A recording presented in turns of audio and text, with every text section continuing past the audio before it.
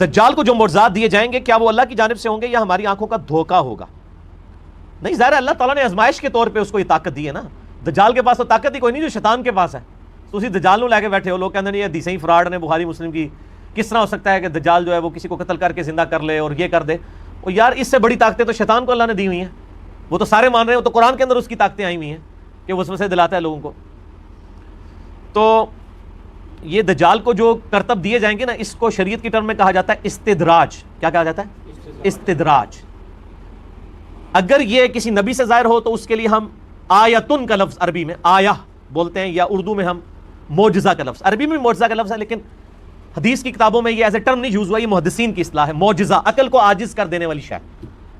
اور کسی اللہ کے نیک بندے سے یہ چیز سرزد ہو اسے کہتے ہیں کرامت، اور اللہ کے دشمن سے سرزد ہو تو اسے کہتے ہیں استدراج. استدراج، کرامات اور معجزات. اور ایک اور چیز ہے ایلوژن، آنکھوں کا دھوکہ. یہ چوتھی ٹرم ہے.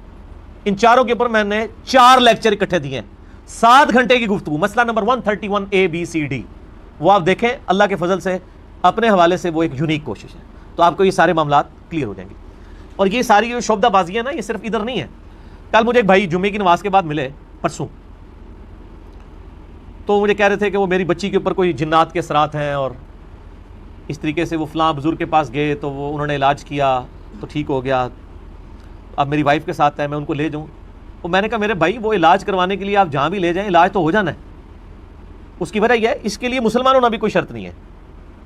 آج کل ڈسکوری چینل کے اوپر ایک پروگرام ہانٹنگ کے نام سے چل رہا ہے. آپ میں سے کسی نے دیکھا ہے وہ پروگرام؟ جس میں گوروں کے اوپر جو جادو ہوئے ہوتے ہیں اور آسیب کے سائے ہوتے ہیں، ان کے گھروں کے اندر عجیب و غریب خون کے چھینٹے پڑتے ہیں، قمیضیں کٹ جاتی ہیں، بچوں کے اوپر زخم آ جاتے ہیں، سوتے میں وہ اٹھا کے وہ چرپائی الٹ دیتی ہیں چیزیں. اب اس کو بھی سائنس مانتی ہے کہ یہ لادہ سے ایک پیرلل میں ایک نظام ہے پورا جنات کا، شیاطین کا. اس کے لیے باقاعدہ امریکہ اور یورپ میں آفیسز بنے ہوئے ہیں. اور ڈسکوری چینل تو سائنٹیفک چینل ہے نا، اس کے اوپر کئی مہینوں سے یہ پروگرام چل رہے ہیں اردو ڈبنگ کے ساتھ. آپ رات کے وقت وہ پہلے وہ 11 سے 11:30 سے 12:30 پروگرام لگتا تھا، آج کل شاید وہ رات کو 1:30 سے 2:30 بجے تک لگتا ہے، یعنی پاکستانی ٹائم کے مطابق. اس میں آپ دیکھیں باقاعدہ آفیسز بنے ہوئے ہیں جن کے گھر میں یہ معاملات ہوتے ہیں. باقاعدہ پھر وہ کیمرے لگاتے ہیں، ان چیزوں کو آبزرو کرتے ہیں. آپ تو زبانی کلامی بات کر رہے ہیں نا، وہ تو سائنٹیفکلی اس کو ہینڈل کرتے ہیں. پھر وہ ان دفتروں میں فون کرتے ہیں، باقاعدہ پادری ہائر کرتے ہیں بڑے پیسوں کے اوپر. جس طرح یہاں پہ آپ نے اگر کوئی آپ کا ایشو بن جاتا ہے کوئی بجلی کے حوالے سے، آپ الیکٹریشین ہائر کرتے ہیں، اس طریقے سے وہ پادری ہائر کرتے ہیں، وہ جو آ کے ان کے وہاں پہ وہ سارا اپنا وہ دم وغیرہ جو کرتے ہیں، اپنے جو بھی کلمات انہوں نے پڑھنے ہوتے ہیں، اور شیاطین کو پھر وہ بھگاتے ہیں. اور باقاعدہ لوگوں کو شفا ہوتی ہے ایشور کے نام کے اوپر، اللہ کے نام کے اوپر، گاڈ کے نام کے اوپر. تو اگر کوئی ادھر کوئی نانگا پیر یہ کام کر رہا ہے تو کوئی پریشانی والی بات نہیں ہے. عیسائی بھی یہ کام کر رہے ہیں، اسے بہتر طریقے سے کر رہے ہیں، اس لیے کہ خدا کے نام کی ایک برکت ہے. جیسے شیطان کی ایک نحوست ہے نا، جو ایک کافر پہ بھی پڑتی ہے مسلمان پہ بھی پڑتی ہے، اس طرح اللہ کے نام کی بھی ایک برکت ہے. اس کو آپ اسی طریقے سے سمجھ لیں. ایک عیسائی کے ہاتھ میں آپ چینی کا ایک چمچ دیں چائے میں گھولنے کے لیے، اور ایک مسلمان کے ہاتھ میں، یہ نہیں ہوگا کہ مسلمان کے ہاتھ والا جو ہے وہ چینی مٹھاس دے دے گی چائے میں تو عیسائی والی نہیں دے گی، دو ہی دیں گی. وہ فزیکل فینومینا ہے. اس طرح اللہ نے ایک روحانی فینومینا بھی رکھا ہے کہ گاڈ کے نام پہ، اللہ کے نام کے اوپر جو بندہ بھی کلام پڑھتا ہے اس کے کلام کا اثر ہوتا ہے. اور وہ یقین کریں پادری پڑھتے ہیں کہ خدا کے نام پر ہم شیاطین کو یہ حکم دیتے ہیں کہ یہاں سے نکل جائے، وہ نکل بھی جاتے ہیں. تو جاؤ پھر اللہ کے بندوں بیعت کر لو عیسائیوں دی جا کے، اگر آپ نے ان شعبدہ بازیوں کے اوپر ہی چلنا ہے آپ نے.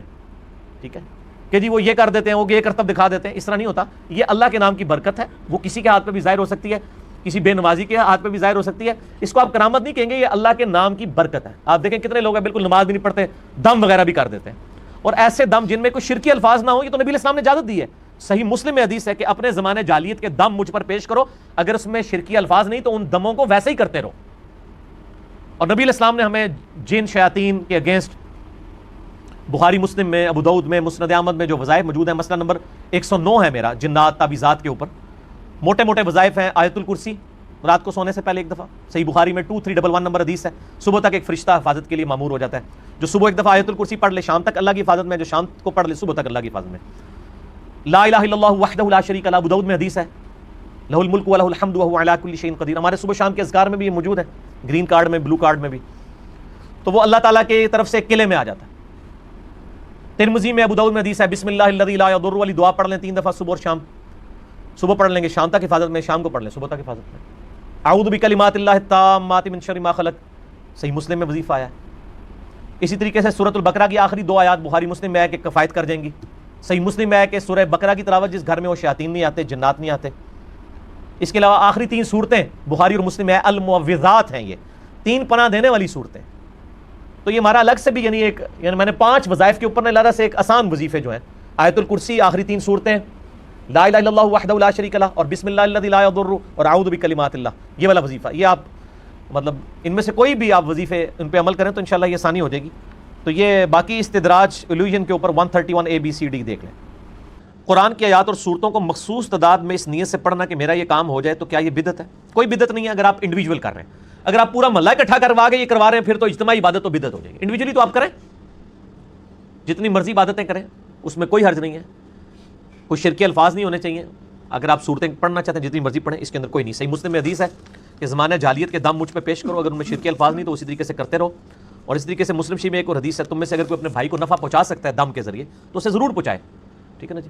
تو کسی نے اگر تجربے سے کوئی چیز حاصل کی ہے کہ میں یہ دعا مانگتا ہوں تو یہ کام ہو جاتا ہے اس طریقے سے، اور وہ دعا ٹھیک ہے، تو وہ آپ کر سکتے ہیں، کوئی حرج نہیں. سنت دعائیں جو ہیں لے کے چلیں. ربنا آتنا فی الدنیا حسنہ وفی الآخرۃ حسنہ وقنا عذاب النار، پرفیکٹ دعا ہے.